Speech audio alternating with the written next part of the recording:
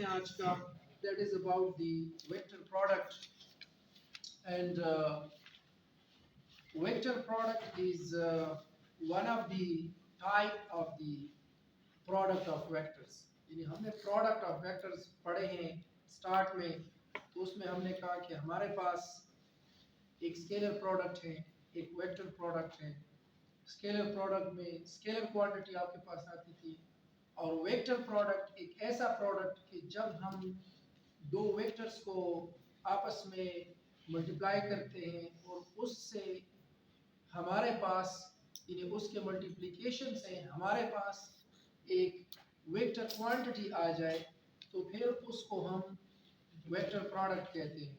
So vector product is the product in which when two vectors are multiplied and as a result we get again another vector quantity, then such product is called a vector product. तो हम इस तरह करते हैं कि एक general example लेते हैं, या जनरली हम दो वेक्टर्स लेते हैं a और b। हमारे पास फॉर एग्जांपल ये वेक्टर a है जो कि along x एक्सिस है, ये वेक्टर b है जो कि इस वेक्टर a के साथ कुछ एंगल बनाता है। अच्छा, और वो जो सर्टेन एंगल बनाता है उसको हमने थीटा से रिप्रेजेंट किया है। अब हमारे पास मैथमेटिकली जो दो वेक्टर्स हैं, जब आप उनको मल्टीप्लाई करते हैं, यानी यहाँ पे ये आपके पास है a cross b, a cross b, a is multiplied with b and you get another vector quantity that is c. So two vectors are multiplied with each other and you get another vector that is c. So this is a multiplication of two vectors. Scalar product was also a multiplication of two vectors. लेकिन vector product को scalar product के comparison से या उसके मुकाबले में उसको फर्क करने के लिए, यानी वेक्टर प्रोडक्ट को डिफरेंशिएट करने के लिए, या स्केलर प्रोडक्ट से अगर आप इसको डिफरेंशिएट करना चाहते हैं तो उसके लिए हम वेक्टर a और b के दरमियान में क्रॉस लगाते हैं। इन स्केलर प्रोडक्ट में हमने डॉट लगाया था और यहाँ पे हम क्रॉस लगाते हैं। हालांकि क्रॉस अगर आप लगाते हैं या डॉट लगाते हैं दोनों मल्टीप्लिकेशन है, लेकिन सिर्फ ये है कि हम एक फर्क मालूम करना चाहते हैं, यानी दूर से उसकी पहचान आप कर सकते हैं कि ये वेक्टर प्रोडक्ट है या स्केलर प्रोडक्ट है।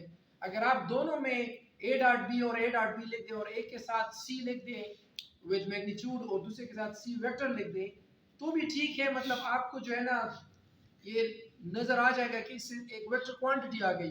लेकिन ये है कि ये फिर कंफ्यूजन क्रिएट करता है, तो इसलिए है तो दोनों मल्टीप्लिकेशन, a डॉट b भी मल्टीप्लिकेशन है और a क्रॉस b भी मल्टीप्लिकेशन है।